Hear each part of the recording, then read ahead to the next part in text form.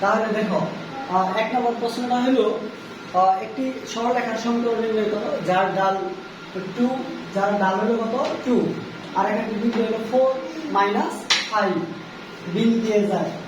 তাহলে এবি রেখা সরলরেখার উপর যে কোনো বিন্দুতে পি এক্স ওয়াই নেই এম, আমরা জানি যে ডালকে এম দ্বারা কি করা হয়, প্রকাশ করা হয়।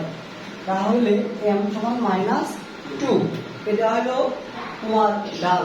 তাহলে এবি সরল রেখার সমীকরণ নির্ণয় করব। সরল রেখার সমীকরণ কি করব, নির্ণয় করব। আমরা সরল রেখার সমীকরণের সূত্র জানি, y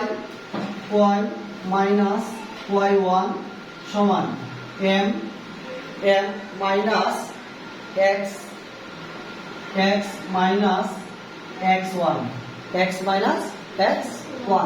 এইটা যখন ডাল থাকবে তখন এই সূত্র হবে, তখন এই সূত্রটা হবে y মাইনাস y1 সমান m into x minus x1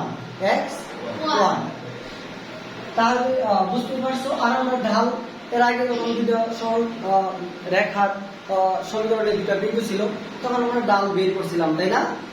m সমান y2 মাইনাস y1 ভাগ x1 মাইনাস x2, এটা হলো ডাল নির্ণয় করা। এটা হলো কি, ডাল নির্ণয় করা। তাহলে এখানে মানটা বসাই দিই। আমার তো y এর তো মান নাই, y এর মানটা নাই। এই যে y1 x1 এর মান দেওয়া আছে, এটা x1 y1 তাহলে চলো মানটা বসাই। এখন y লিখে নাও সবাই, y1 মান কত 5, মাইনাসে এখানে মাইনাস দিয়ে রাখো, পরে আমরা যোগ করে নিব মাইনাস x1 4। আমরা এই ডাল m এর মান জানি কত 2, এটা ব্র্যাকেট দিয়ে নিলাম। কি করে নিলাম, ব্র্যাকেট, যেহেতু মাইনাস আছে সেই জন্য ব্র্যাকেট দিলাম। কি দিলাম, ব্র্যাকেট দিলাম। এখন y মাইনাসে মাইনাসে প্লাস 5 গুণ করে নিলাম, প্লাসে মাইনাসে মাইনাস 2x মাইনাসে মাইনাসে প্লাস 8 বা চিহ্ন দিলাম।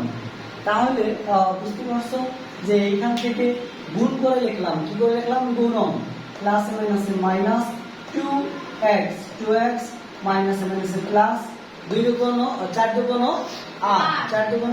8 y এই এক্সট্রা এই পাশে নিব, তাহলে প্লাস 8 প্লাস 5 মাইনাস 8 সব এখানে নিয়ে আসছি। তাহলে সাইড চেঞ্জ করলে প্লাস থাকলে মাইনাস হয়, মাইনাস থাকলে প্লাস হয়।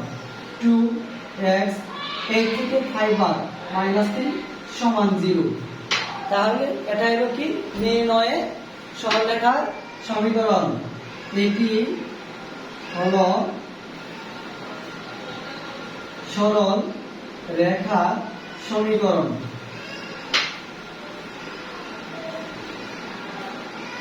সরলরেখার সমীকরণ, এটি হলো কি, সরলরেখার সমীকরণ। তাহলে এইটা আমরা করলাম 146 পৃষ্ঠা থেকে, 146 পৃষ্ঠা।